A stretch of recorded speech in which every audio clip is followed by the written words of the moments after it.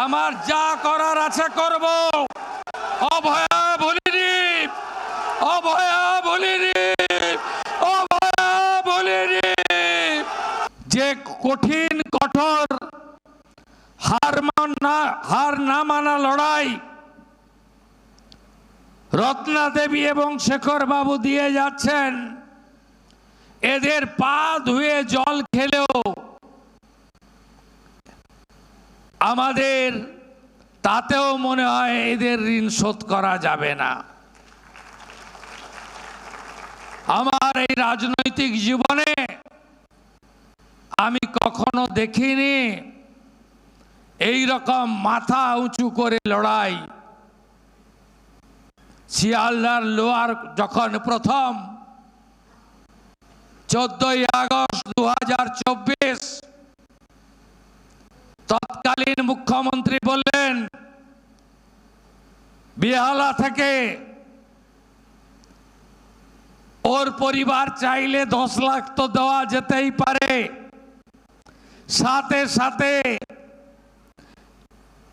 পিতৃদেব মাতৃদেবী বললেন যে না, আমাদের অভাব আছে, আমরা অর্থ চাই না, বিচার চাই।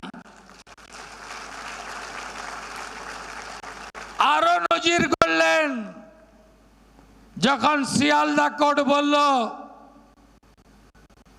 একজন অভিযুক্তের ক্যাপিটাল পানিশমেন্ট ডিক্লেয়ার করে বলল ক্ষতিপূরণ বাবদ 16 লক্ষ টাকা রাজ্য সরকারকে এই পরিবারকে দিতে হবে। উনি জাজের মুখের উপরে বললেন আমি টাকা নেব না, আমি বিচার চাই। একজন নয়, অনেকে যুক্ত, আমি আপনার বিচারে সন্তুষ্ট নই। এই কঠিন কঠোর লড়াই করতে করতে বিধানসভায় প্রবেশ, বিধানসভাতেও সরকারি কাজেও তিনি সব সময় দুটো কথা বলে গেছেন। আমার এই পথে আসার উদ্দেশ্য দুটো, আমার মেয়ের বিচার চাই, আর কোনো মায়ের যেন আমার মতো পরিণতি না হয়, তাই আমি সংসদীয় ব্যবস্থায়। আপনারা সব জানেন প্রায় লম্বা 2 বছরের লড়াই, কিন্তু আমি বলি নিশ্চিতভাবে লড়াইতে অভয়া বোন জিতবে এবং গোটা রাজ্যের মানুষ তারা খুশি হবে। আমার লিমিটেশন আছে। হাইকোর্ট সিবিআই তদন্ত দিয়েছিল, পরে কেউ সুপ্রিম কোর্টে যায়নি, সুপ্রিম কোর্ট নিজেই ঢুকেছিল। কেন ঢুকেছিল? সে কারণ রত্না দেবী শেখর বাবুর অজানা, তৎকালীন বিরোধী দলনেতা আজকের মুখ্যমন্ত্রী শুভেন্দু অধিকারীর অজানা। তারা কেন ঢুকেছিল, পিছনে কি রহস্য ছিল আমি জানি না। আমি যেহেতু সাংবিধানিক পদে আছি, আমি এর থেকে বেশি কিছু বলতে পারবো না। কলকাতা হাইকোর্টে মামলা ফিরিয়ে দেওয়ার পরে অফিসার আইও ইত্যাদি চেঞ্জের পরে আবার নতুন করে তদন্তের অগ্রগতি হয়েছে, কিন্তু ফল পাওয়া যায়নি। সে বিশ্বাস তার পরিবারেরও আছে, আমারও আছে। যেহেতু কোর্ট মনিটরিং, তাই এর থেকে বেশি কথা রাজ্যের সাংবিধানিক প্রধানের বলা উচিত নয়। আমরা সরকার থেকে কি কি করেছি। পুলিশ এই মামলাকে ঠিকমতো প্রপারলি, পুলিশের যে দায়িত্ব কর্তব্য ছিল পালন করেনি বলে তৎকালীন নগরপাল সিনিয়র আইপিএস বিনীত কুমার গোয়েলকে সাসপেন্ড করা হয়েছে ডেটেড 15ই মে। কার কথায় কিভাবে আমাদের রত্না দেবীর নাম করে মিথ্যা প্রেস কনফারেন্স করার অভিযোগে আইপিএস ইন্দিরা মুখার্জিকে 15ই মে সাসপেন্ড করা হয়েছে। আমি পরিবারের সঙ্গে একাধিকবার মিট করেছি। পরিবার বলেছে আইপিএস অভিষেক গুপ্তা ডিসি নর্থ ছিলেন সম্ভবত, তিনি সরকারের হয়ে তদানীন্তন মুখ্যমন্ত্রীর হয়ে অর্থ দেওয়ার জন্য প্রস্তাব দিয়েছিলেন। এই অভিযোগের ভিত্তিতে অভিষেক গুপ্তাকেও আমরা সাসপেন্ড করেছি। ডিপার্টমেন্টাল ইনকোয়ারি প্রসিডিংস হচ্ছে এবং আপনারা ভরসা রাখুন এর কনক্লুশনে আমরা যাব। আমরা বিগত মুখ্যমন্ত্রী তথা স্বাস্থ্যমন্ত্রী আটকে রেখেছিলেন এই 3 জনের ডক্টরশিপ ক্যান্সেলেশন। শারদ বাবু পরে জয়েন করেছেন, আগে আমার হাতেই কিছুদিন সব দপ্তর ছিল ইনক্লুডিং হেলথ। আমি খুব দেরি করিনি, আমি সন্দীপ ঘোষ, বিরূপাক্ষ বিশ্বাস, অভিক দে এই 3 জনের ডক্টরশিপ খারিজ করে তাদের বিরুদ্ধে যে প্রসিডিংস নেওয়া উচিত সেই প্রসিডিংস আমি নিয়েছি।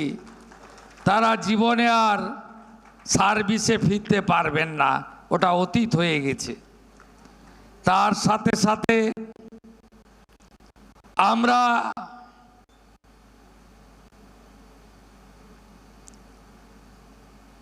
করাপশন আরজিকর কলেজ নিয়ে ইডি এবং সিবিআই যে তদন্ত করছিল, এদের বিরুদ্ধে চার্জশিট দেওয়ার জন্য, যেহেতু এরা রাজ্য সরকারের স্টাফ, নিয়মে আছে রাজ্য সরকারকে এনওসি দিতে হয়, সেই এনওসিও আমরা দিয়েছি সিবিআই ইডিকে, যাতে এদের বিরুদ্ধে চার্জশিট তারা দিতে পারেন, যেটা 1.5 বছর আগের মুখ্যমন্ত্রী আটকে রেখেছিলেন। শুধু তাই নয়, আমি মাননীয়া রত্না দেবীর একটি আবেদন বলবো না, একটি চিঠি পেয়েছি। তিনি নতুন মুখ্যমন্ত্রীর কাছে পুনর্তদন্তের জন্য আমাকে একটা চিঠি দিয়েছেন। যেহেতু হাইকোর্ট সুপ্রিম কোর্টের ডাইরেকশনে কোর্ট মনিটরিং সিবিআই চলছে, তাই আমি মুখ্য সচিব সহ আমাদের সব এক্সপার্টদের সঙ্গে আলোচনা করে 1952 সালে স্পেশাল কমিশন অ্যাক্ট, তার আওতায় উনার চিঠির পরিপ্রেক্ষিতে পুনর্তদন্তের ঘোষণা আজকে করে গেলাম। তার সাথে সাথে একটি জায়গাতে সিবিআই ইনভেস্টিগেশন করার স্কোপ নেই। ব্রুটালি রেপ অ্যান্ড মার্ডার 14ই আগস্ট 2024 পরিকল্পিত আরজি করে ভাঙচুর আর আরজি করে ফাইন্যান্সিয়াল করাপশন, এই তিনটি বিষয় সিবিআইকে কোর্ট দিয়ে রেখেছে। রাজ্য পুলিশের ঢোকার সুযোগ নেই, কিন্তু একটি জায়গা আমি খুঁজে পেয়েছি যেখানে রাজ্য পুলিশের ঢোকার সুযোগ রয়েছে, সেটা হলো ক্রিমেশন ঘাট, Natagarh, Kadamtala, CR park, under ঘোলা পিএস। এখানে আমরা আশ্চর্য হয়ে যাবেন, সিরিয়াল 3-তে ছিল, 1 করেছে। ক্রিমেশন কস্ট দিতে হয়, ক্রিমেশন কস্ট বাড়ির লোক দেয়নি, সিগনেচার করতে হয় বাড়ির লোককে, any close relative, no signature. এখানে নির্মল ঘোষ, সোমনাথ দে, সঞ্জীব মুখার্জি,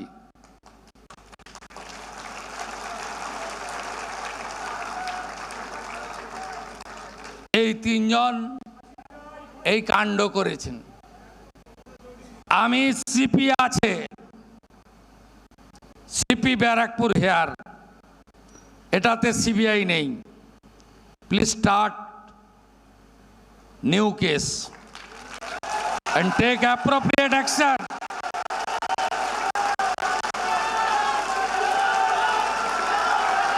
আমার যা করার আছে করব, অভয়া বলিনি, অভয়া বলিনি, অভয়া বলিনি, অভয়া বলিনি। মানুষ আমাদের জিতিয়েছে অভয়ার বিচার দিতে। আমার লিমিটেশনের মধ্যে আমি কমিটেড, আমি কমিটেড, আমি কমিটেড।